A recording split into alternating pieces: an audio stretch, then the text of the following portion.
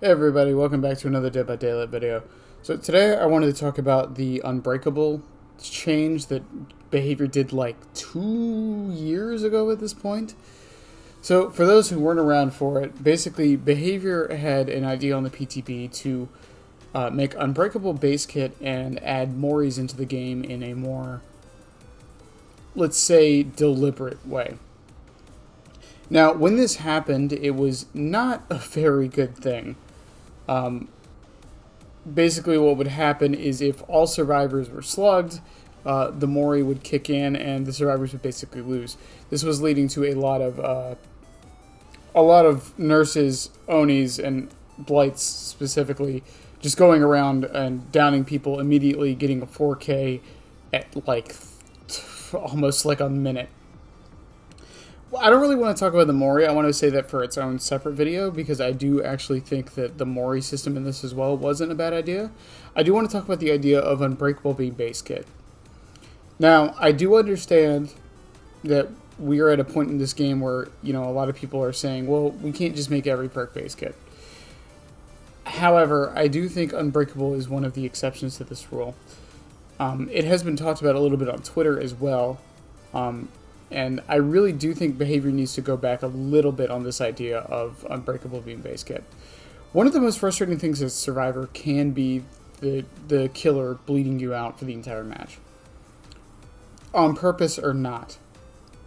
Now, Unbreakable being base kit as is would still be a little bit ridiculous. And I'm not sitting here saying that the survivors should be able to pick themselves off the ground all the time in 30 seconds. Because I do understand that that could be extremely frustrating. However, I have a couple of thoughts and suggestions on how they could implement this.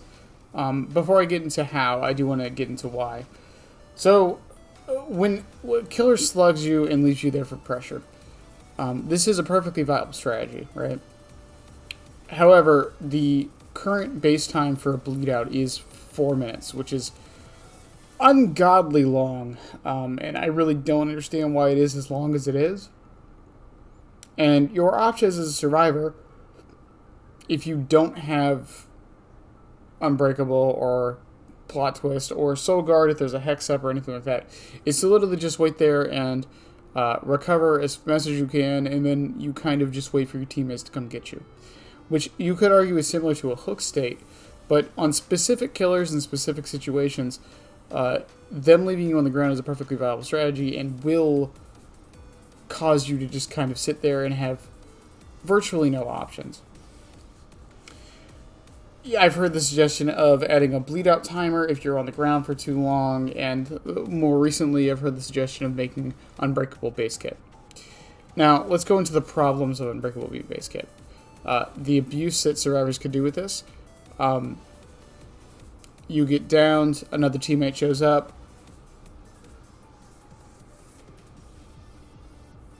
You're forced to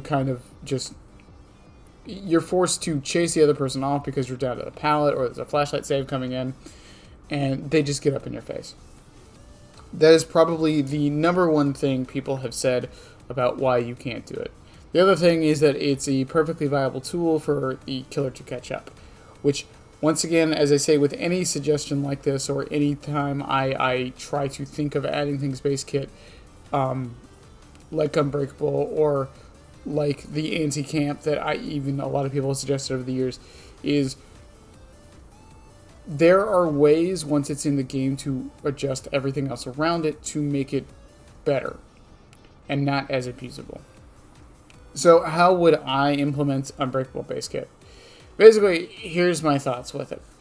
I think survivors should have one stack of Unbreakable, or be able to get themselves up one time per match. And my way of preventing abuse of survivors just kind of, once you get slugged, just sticking around with a flashlight saver pallet, is kind of the reverse version of how the anti-camp would work, in my opinion. I would make it so if the killer is still nearby, the meter doesn't go up for when you can Unbreakable yourself. However, if the killer is nowhere nearby, you can eventually get a meter that goes up enough for you to pick yourself up. Now, people could say, well, this could be abused by survivors because the killer could just slug you and then go get pressure somewhere else on the map, and then, boom, you get up and they lose all their pressure. First off, if they let you on the ground for that long, which how long I'm suggesting, which is going to be about, I'd say, a minute, at that point, I think you should be able to get yourself up, and the killer clearly is just leaving you on the ground for almost no reason. Is there ever a reason in the world to slug somebody for a minute? Yeah, I'm not going to say there isn't, but for the most part, it just seems superfluous and like you're just trying to just, get their day ruined. Is it a perfect system? No, it's not, and I can see some issues with that one as well. But here's the thing. I have gotten people into this game a lot. And one of the first things I hear from a lot of them is, why can't I pick myself up? Because to me and many others, it's just intuitive that once that recovery bar goes up, that you should be able to pick yourself up, at least at some point eventually. Should recovery times and such be adjusted? Yeah, I think they should. I mean, obviously, like I said, the meter that goes up in my system like this should also be adjusted. I think a minute is more than enough time for a survivor to be slugged to add the pressure you need without having them just sit there and bleed out while you go do something else. Now, other things I would change with this system. I don't think it would work in in-game or should work in in-game. Adjustments on other perks would obviously have to be made. I think the current Unbreakable would be a good example. What do we do to the current Unbreakable? Well, I say we keep the recovery speed it gives, because I think that's a really useful thing.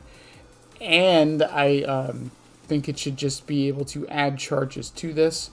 I think being able to do this a second time would be a nice little thing they could do. I'm not 100% sure on that.